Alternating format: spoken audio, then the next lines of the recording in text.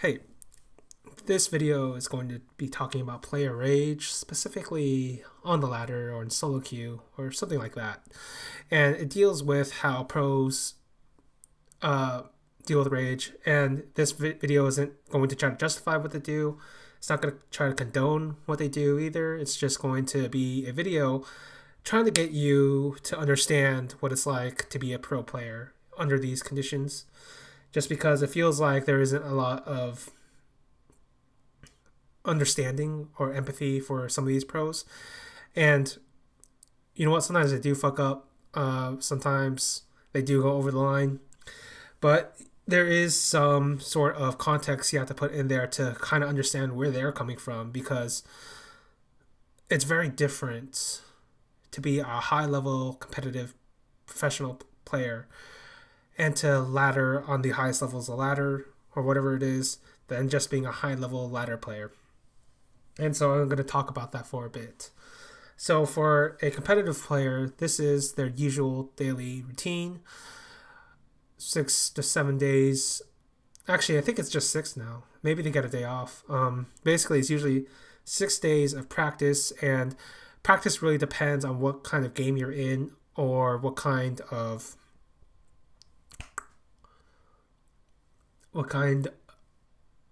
scene you're in. So, for instance, in let's say like the FGC, they're much more lax about it. They'll put in more hours as you get in closer to the bigger tournaments, but these are guys who are more likely to put in some specific hours, and then they go stream or they go do something else, right? And then you have guys like Daigo who'll go every day to the same arcade, so that he doesn't lose the feel of that LAN sort of environment, doesn't lose that feel of playing against somebody that's sitting right next to him. And then you have uh, like team games where you scrim for like I don't know, it might be 3 to 4 blocks usually. I really depends. I don't really have a lot of information. And then what generally happens is team there's team building. So your strategy, your composition, your tactics. There's team cohesion. Then there's the practice of setting that in motion, and then there's like your individual practice. And then by the time you get into individual practice, sometimes it is solo queue and sometimes it is just ladder. And when you get into situations like this, because this is what the original topic is about, what ends up happening is you have a player who has spent maybe like 30 to 40, no, way more than that, probably like 50-ish hours, 60-ish hours a week just playing the game. And like not just playing the game, he's been practicing the game, he's been honing everything he has. And so when you get into a situation like this, it's very frustrating for a player like that to lose time in a game where somebody is clearly below him. And you know what? From their perspective, they think, "Oh my god, this guy is fucking trash," right? And even among pro players, there could be a huge differential. Like for instance, famously, Coldzera called Showtime a player with no idea of the basics of Counter Strike when Showtime was standing in for Luminosity for a brief period of time. And it's not like Showtime doesn't know the basics of Counter Strike. It's just he didn't know the basics of Counter Strike to Coldzera's level, and Coldzera's level is the highest level in the world. So it's hard to match that, right? But for these kinds of players, every moment can be crucial. Every moment can be used to hone and to get better at their craft. And they understand that their craft is such a competitive field that they need every edge they can get. And not all players are like this, obviously. There are some players who are more like this. There are some players who are less like this. There are some players who are streamers who try to entertain. And there's a wide variety of them, but the basis of every competitive player is to try to get better, to try to be the best. And so when you're put in these situations, it's very easy to get frustrated, very easy to rage out. And that's sometimes a problem. Sometimes it comes to bite them in the ass. But I just wanted to get you to understand that's kind of how it feels like, because the difference between this competitive player and everybody else isn't the professionalism, because that's what everybody's going to assume, like, oh, you have to be professional, you have to put on a public image. No, the biggest difference is, I mean, that's part of it, I guess, but the biggest difference for me is the amount of self you're putting into something, the amount of soul you're putting into something, because everything in life, its importance is relative to how important you think it is.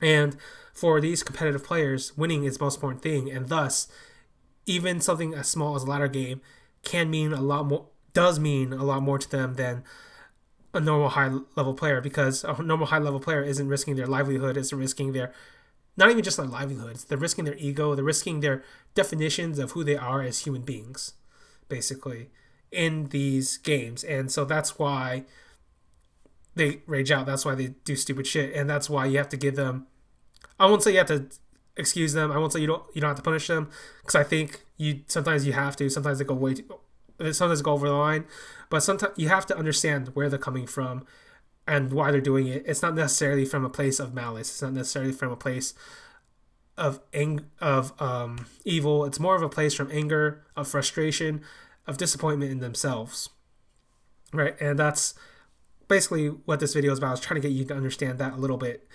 And as for pro players, I guess I could give you some advice. You don't have to avoid not saying anything. What you have to do is you have to figure out how to say it in an entertaining fashion. That's my advice for pro players who still want to rage out. So, for instance, PPD was incredible at this in Dota 2. Just go watch his highlights where he does that positive mental attitude shit, but in the most sarcastic manner ever. That's pretty funny. Or you can go watch a bunch of hip hop like battle raps, or you can watch some of the old Big Daddy Kane shit or whatever. But basically, you have to find a way. If you're going to rage anyway, and you can't control it anyway, you may as well do it in an entertaining way.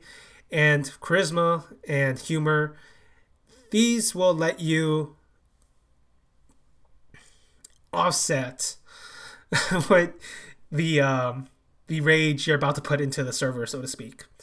And if you really can't do that, then you can just do what the QXC thing does, is just smash your fucking keyboard over and over again, get a new keyboard, and then try again. I think that's legitimate way to do it if you really can't control it. And obviously, the highest level of advice I could give is, if you can't control it, and what I mean by control is, you have to find some level of letting go. And if you can do that, if you can let go of your rage in that situation, that will let you practice the composure you need to keep calm in higher level situations. And this is basically what Stefano did in StarCraft 2.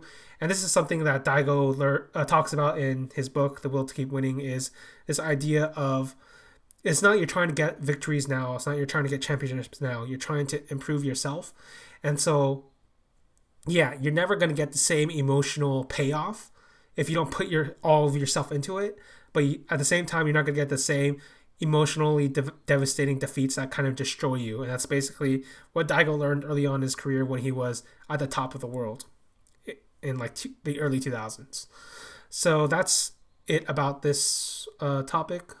Hope you guys found it interesting. See you guys later.